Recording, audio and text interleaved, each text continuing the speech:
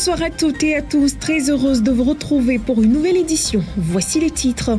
L'actualité aujourd'hui notamment marquée par la promotion de l'agriculture durable et le renforcement de la sécurité alimentaire dans la région de la Kara et des Savanes à suivre dans ce journal. Nous ferons un focus sur des trafiquants d'espèces en voie d'extinction qui ont été condamnés à de lourdes peines alors qu'ils tentaient de commercialiser de défense d'éléphants. Hors de nos frontières au Sénégal, le soulagement prédomine après la décision de Macky Sall de ne pas briguer en troisième mandat. Une annonce salutaire dans un climat de forte tension politique. Et puis un rassemblement a eu lieu ce lundi en soutien à Alaa Abdel Fattah, opposant égypto-britannique arrêté fin 2019 et condamné à 5 ans d'emprisonnement. Voici pour les titres de cette édition. Tout de suite, le développement. Sécurité en ouverture de ce journal.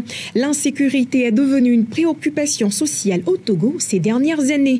Hormis les menaces djihadistes dans la région septentrionale du pays, les cambriolages, la cybercriminalité et des agressions sexuelles sont d'autres menaces qui pèsent sur le pays. Des faits auxquels veut faire face la police. Bernard Quinvy pour les détails. Ces dernières années, le Togo connaît une insécurité de plus en plus grandissante avec des cambriolages, des vols à main armée, toutes sortes de violences qui mettent à mal la tranquillité de la population. Des phénomènes qui interpellent la police togolaise à prendre des dispositions. Face à ces faits, la police veut se rapprocher de la population à travers un maillage plus serré du territoire. C'est ce qui ressort en effet de la dernière réunion de commandement de l'institution tenue le vendredi dernier à Lomé. Il s'agit de venir à bout de certains faits d'insécurité, notamment la cybercriminalité, les outrages publics à la pudeur et les cambriolages de plus en plus récurrents. Rappelons que dans la ville de Lomé, l'on enregistre presque au quotidien des comportements soit délictueux, soit criminels et aussi d'autres menaces qui pèsent sur la population, selon le ministre Yark Damhan de la Sécurité et de la Protection civile. Venons-en à l'infrastructure. La route nationale Lomé-Balimé ne sera plus gérée par le Togo. Ce lundi, le pays a concédé l'exploitation de l'infrastructure à Africa 50, une plateforme d'investissement au travers d'un accord de recyclage d'actifs. Les explications dans le reportage qui suit. Le Togo est désormais acquitté de la gestion du chantier de la route Lomé-Balimé, à travers un accord de recyclage d'actifs signé ce lundi avec Africa 50, le pays a concédé l'infrastructure longue de 120 km à cette dernière. Par conséquent, l'exploitation, l'entretien et les développements futurs de la route Lomé-Balimé relèvent désormais de la responsabilité de Africa 50. La structure s'engage à trouver un partenaire technique pour la gestion directe de l'infrastructure. Pour ce qui est du Togo, cet accord public-privé permet au pays de se libérer de tout ou d'une partie de la dette enclenchée dans la construction de la dite route dont les travaux étaient estimés au départ à un coût global de 214 milliards de francs CFA. Partant de cet acquis, le pays pourra dégager une manœuvre budgétaire en vue de la mobilisation d'autres financements. Même si le Togo est le tout premier pays à avoir conclu cet accord de recyclage des actifs avec la plateforme Africa 50, il faut préciser que d'autres pays comme le Sénégal, la Gambie et le Zimbabwe ont ainsi lancé également. Parlons du recyclage des actifs, c'est un procédé innovant initié par Africa 50 et qui permet aux États de monétiser leurs infrastructures par le biais d'une concession au secteur privé. Cependant, il faut rappeler que Africa 50 est une plateforme d'investissement créée par des gouvernements africains et la Banque africaine de développement pour combler le déficit de financement des infrastructures en Afrique. Interpellés alors qu'ils tentaient de commercialiser de défense d'éléphants, 5 trafiquants d'espèces en voie d'extinction ont été condamnés à de lourdes peines. Harold Mansan-Ato s'est intéressé au sujet. Voici ce qu'il nous propose. Suite à leur procès, 5 trafiquants de défense d'éléphants ont écopé de lourdes peines visant à dissuader les prochains trafiquants d'espèces en voie d'extinction. Reconnus coupables de destruction et de tentative de commercialisation de 2 défenses d'éléphants, ces 5 trafiquants ont été condamnés conformément à l'article 761 du nouveau code pénal togolais. Le premier, propriétaire des 2 défenses, est condamné à 15 mois de prison et à une amende d'une valeur de 15 millions de francs CFA, tandis que les 4 autres doivent s'acquitter de 10 millions de francs CFA et purger une peine de 15 mois de prison avec 9 mois de sursis. De plus, ils devront chacun payer 4 millions de francs CFA au ministère de l'Environnement et des Ressources forestières. À titre de rappel, le juge du tribunal de première instance de Sokodé a souligné que les espèces animales et marines comme l'éléphant, le pangolin ou le requin et les espèces végétales comme l'irogo sont protégées au Togo et par ses engagements internationaux comme la Convention de Washington de 1977. Selon ces déclarations, ces espèces sont protégées non seulement pour permettre aux générations futures de les connaître, mais aussi pour protéger l'écosystème. Cette sanction démontre donc la prise de conscience de la justice togolaise de ces questionnements et la volonté du pays de protéger les espèces en voie d'extinction. Pour rappel, le trafic d'ivoire génère de gros profits pour des organisations criminelles et contribue au financement du crime organisé et de certains groupes armés religieux. Des semences améliorées ont été mises à la disposition des petits producteurs de la région de la Kara et celle des savanes. L'idée, c'est de promouvoir l'agriculture durable et de renforcer la sécurité alimentaire. Promis Pomegbe nous propose un bref aperçu au travers la voix de Nadéja Ridja. 10 000 petits producteurs des régions de la Kara et des savanes, dont 40% des femmes, bénéficient des semences améliorées de maïs et de riz. Ceci dans le cadre du projet Renforcement des systèmes alimentaires pour un accès durable des petits producteurs aux intrants, projet dont l'objectif est de promouvoir l'agriculture durable et renforcer la sécurité alimentaire des ménages vulnérables. Initiative de l'Organisation des Nations Unies pour l'agriculture, appuyée par l'Union européenne, 100 tonnes de semences améliorées de maïs, mais également de riz ayant un taux de germination de 97% est sélectionné en tenant compte de la région, des sols, du climat, mais également des besoins des agriculteurs ont été mis à leur disposition. En collaboration avec le Programme alimentaire mondial, des zones d'aménagement agricole planifiées et les organisations de producteurs agricoles ont été identifiées autour des écoles à cantine pour pouvoir atteindre les bénéficiaires. Et pendant ce temps, la mortalité maternelle dans les pays à faible revenu a considérablement grimpé ces dernières années, dont l'élément qui suit au travers des chiffres relatifs au découpage des régions et des sous-régions établis aux fins des objectifs de développement durable. Nous vous faisons le point. Chaque vie perdue, soit pendant l'accouchement, soit pendant la grossesse ou 42 jours après celle-ci, est considérée selon l'OMS comme une mortalité maternelle. Les chiffres ont montré que c'est un phénomène plutôt fréquent dans les pays pauvres après ceux en voie de développement. Une situation qui crée actuellement, car d'après le découpage en régions et sous-régions instauré aux fins des objectifs de développement durable, 297 000 femmes sont décédées en 2020 sur le plan mondial et 95% d'entre elles sont enregistrées dans les pays à faible revenu, alors que plusieurs cas d'entre ces derniers pouvaient encore être secourus. De façon précise, dans ces 95%, l'Afrique subsaharienne enregistre 70% qui lui font 202 000 décès maternels par année et l'Asie du Sud par contre en connaît 16% pour 47 000 décès enregistrés. Pendant ce temps, les pays développés ont plutôt enregistré des baisses considérables. Les données précisent que les chiffres relatifs à la mortalité maternelle en Afrique subsaharienne ces dernières années, comparés à ceux des années 2000, ont quand même diminué de 33%. Nul doute que ces situations soient dues aux réalités de ces pays à faible revenu. Parlons des conditions de vie des sujets de femmes et des états des hôpitaux. Il urge que des dispositions convenables soient prises. Et place à l'actualité internationale. C'est la fin du suspense planant sur un éventuel troisième mandat de Macky Sall à la tête du Sénégal. Le président s'est finalement prononcé ce lundi. Il a annoncé qu'il ne sera plus candidat à la prochaine élection présidentielle de 2024. Les précisions. Il aura fait durer le suspense jusqu'au bout. Dans un discours télévisé lundi soir, Macky Sall a annoncé qu'il ne briguera pas de troisième mandat à la présidentielle de 2024. Une déclaration qui met fin au débat autour de sa candidature alors que la Constitution ne nous permettait pas de se représenter.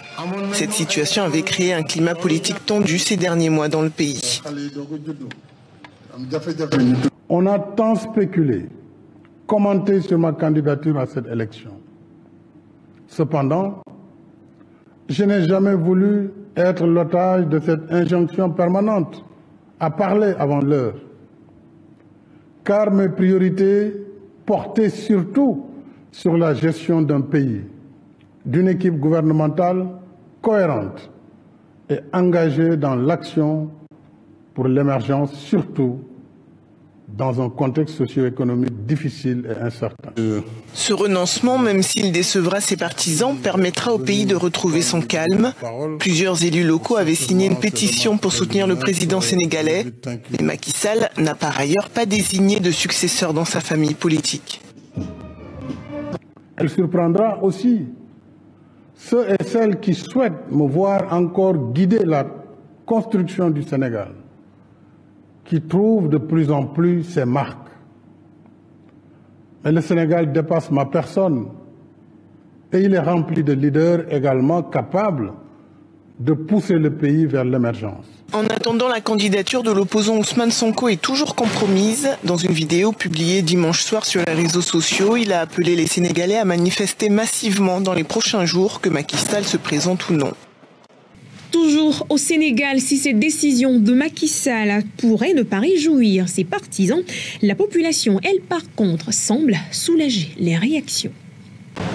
La décision de Macky Sall de ne pas briguer un troisième mandat en février 2024 était à la une des journaux mardi dans son pays. Les habitants de Dakar n'ont pas aussi fait l'économie de leur réaction. Ils sont nombreux à avoir salué une décision sage prise par leur président. Hier, comme tous les Sénégalais, on a pu suivre le président de la République. Bon, le président est sorti grand. Bon, comme vous avez noté ces derniers-ci, le Sénégal a traversé des moments très difficiles. Et pour sortir du pays de cette situation difficile, le président a pris une mesure sage pour sortir le Sénégal comme il l'a toujours fait. Sorti par la grande porte, grandeur d'esprit et autres, la presse non plus n'a pas fait dans la dentelle. Elle a même composté le billet du président sortant pour le panthéon des grands hommes du monde, preuve que le pays redoutait un passage en force. Non, c'est sûr qu'en fait, on peut s'attendre à des violences. Parce que la jeunesse sénégalaise est devenue aujourd'hui une jeunesse qui est très éveillée, qui est exigeante et qui exige normalement aujourd'hui sa part dans la participation démocratique dans ce pays. Ce discours a été un discours qui a véritablement soulagé, mais en vérité, nous devons tous nous reconcentrer pour voir comment arriver à faire avancer le Sénégal au niveau des strates de la démocratie contemporaine. C'est un Sénégal soulagé donc qui s'est réveillé mardi matin avec en toile de fond la fin de l'appréhension de la contamination au virus du troisième mandat. Une jurisprudence que le pays semble avoir déjà gravée dans le marbre. Il a réglé la situation, Macky Sall. Maintenant, un président qui va venir, il saura très bien qu'il peut faire que 2 mandats et partir. Par exemple, si c'était le contraire, si Macky Sall faisait le contraire, un autre président va venir dire que changer la constitution, faire n'importe quoi pour rester là. Mais maintenant c'est fini maintenant. C'est problème de situation, de mandat maintenant c'est réglé. Définitivement il a réglé. Si la question du troisième mandat est réglée, reste au pays de gagner la bataille de l'organisation d'une élection libre, transparente, inclusive et crédible dans 7 mois.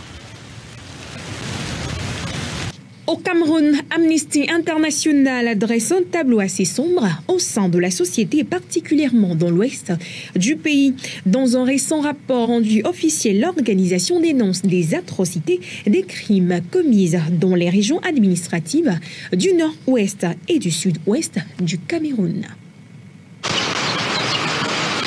Exécutions, tortures et viols. À l'ouest du Cameroun, les civils seraient régulièrement victimes d'atrocités selon un nouveau rapport d'Amnesty International. Des violences commises par les forces de l'ordre, mais aussi par les séparatistes armés en conflit dans cette région majoritairement anglophone. L'ONU et les ONG dénoncent régulièrement des crimes commis depuis plus de 6 ans par les 2 camps dans les régions administratives du nord-ouest et du sud-ouest, peuplées principalement par la minorité anglophone camerounaise. Fin 2016, le gouvernement de Paul Biya avait commencé à réprimer violemment des manifestations pacifiques d'anglophones s'estimant marginalisés. Par la suite, de nombreux groupes armés séparatistes avaient proclamé en 2017 l'indépendance d'une région qu'ils appellent l'Ambazonie. Depuis, l'armée est présente dans la région. Ce conflit a fait plus de 6000 morts et forcé plus d'1 million de personnes à se déplacer, selon le centre de réflexion International Crisis Group, un bilan qui n'a pas été actualisé depuis 3 ans. La répartition équitable des revenus pétroliers entre les deux gouvernements qui se partagent la Libye, l'un à l'est et l'autre à l'est, est actuellement sujet de débat. Khalifa Haftar, l'homme fort de l'est, a réclamé ce lundi une équité dans le partage, faute de quoi ces hommes armés entreront en jeu. Les précisions. Le maréchal Khalifa Haftar a appelé lundi à Benghazi à une répartition équitable des recettes pétrolières en Libye. La haute commission appelée à se pencher sur le sujet n'est toujours pas opérationnelle. L'homme fort de l'Est a annoncé un délai jusqu'à fin août pour que cette commission complète sa mission. Principale source de revenus du pays, le pétrole est aussi la pomme de discorde majeure des deux gouvernements rivaux, celui de Tripoli et de l'Est, qui se disputent le pouvoir en Libye. Les recettes de l'or noir sont gérées par la Compagnie nationale de pétrole et la Banque centrale, basée à Tripoli, où siège l'exécutif reconnu par l'ONU. Le 24 juin, le chef du gouvernement parallèle installé dans l'Est avait menacé de bloquer les exportations d'hydrocarbures, exigeant une saisie des revenus pétroliers gérés par ses rivaux. Un rassemblement a eu lieu ce lundi en soutien à Alaa Abdel Fattah, opposant égypto-britannique arrêté en fin 2019 et condamné à 5 ans d'emprisonnement. La dite manifestation a été initiée par les membres de sa famille pour réclamer sa libération rapide. Ils étaient une petite dizaine ce lundi près du ministère britannique des Affaires étrangères à Londres. Des membres de la famille d'Alaa Abdel Fattah pour la plupart, mais aussi des militants des droits de l'homme. L'opposant de 42 ans est emprisonné depuis plus de 3 ans en Égypte, après avoir reposté sur Facebook un texte écrit par un autre, accusant un officier de torture. Sa mère et sa sœur demandent sa libération. Ce gouvernement est censé être un gouvernement bienveillant. Nous ne parlons pas de l'Iran ou de la Chine. Il s'agit d'un gouvernement ami de l'Occident et il ne devrait même pas avoir besoin de faire pression. Il devrait se contenter de dire « nous sommes des amis, faites-le pour nous ». Mais le moins qu'il puisse faire est d'obtenir une visite consulaire pour lui. Son état s'est légèrement amélioré au cours de l'année dernière grâce à la campagne internationale de solidarité. Il a accès à des livres, il suit la télévision, nous recevons des lettres chaque semaine. Mais nous ne bénéficions toujours que d'une visite par mois. Notre visite se fait derrière une vitre, ce qui n'est pas très humain et ce n'est pas non plus adapté à son fils, qui est autiste et qui ne parle pas. L'avocat du blogueur avait aussi été arrêté en 2019 et condamné à 4 ans de prison pour fausses nouvelles. En avril, son épouse a aussi été brièvement détenue après avoir rendu visite à son mari et dénoncé sur les réseaux sociaux ses conditions de détention. Et voilà l'essentiel de l'actualité de ce soir. Retrouvez demain Cyril Attilosson pour un autre point de l'actualité sur la télé plus proche.